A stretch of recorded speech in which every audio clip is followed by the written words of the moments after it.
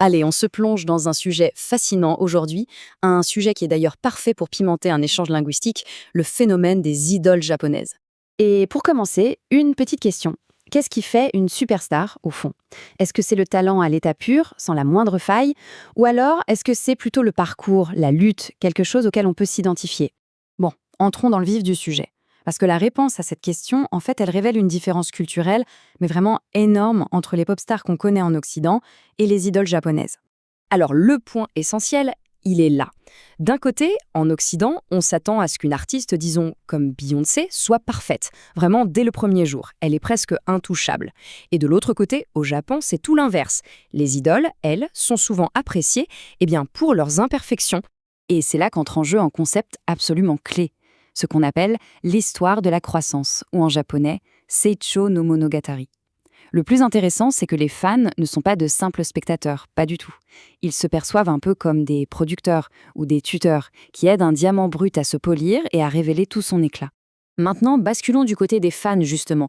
Voyons un peu comment tout ça se concrétise dans leur univers. Un monde qui est entièrement centré sur le concept de Oshikatsu. Le mot Oshi, il est fondamental pour comprendre tout ça. C'est le membre d'un groupe qu'on soutient par-dessus tout. C'est bien plus fort que de dire c'est mon préféré, hein. Pour beaucoup, leur Oshi devient un vrai pilier spirituel, une source de motivation au quotidien. Et le Oshikatsu, du coup, c'est l'ensemble de toutes les activités pour soutenir son Oshi. Comme on peut le voir ici, ça va de l'achat de CD à la participation à des événements, en passant par la célébration de son anniversaire ou même le fait de porter sa couleur officielle. C'est un engagement vraiment total. Et ça illustre parfaitement l'ambiance des concerts. C'est une véritable collaboration. Les fans ne se contentent pas de regarder, non, ils participent activement.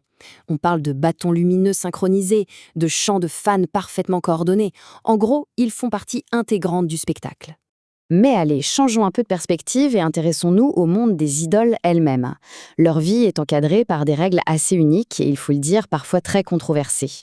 L'idée centrale, c'est que les idoles vendent du rêve. Elles entretiennent une relation qu'on qualifie de parasociale avec leurs fans, c'est-à-dire une relation à sens unique où le fan ressent une connexion très intime. Et ça nous amène directement à la règle la plus discutée de l'industrie, l'interdiction d'avoir des relations amoureuses. Et là, il y a deux visions qui s'affrontent. D'un côté, certains y voient une forme de devoir professionnel pour préserver le rêve des fans.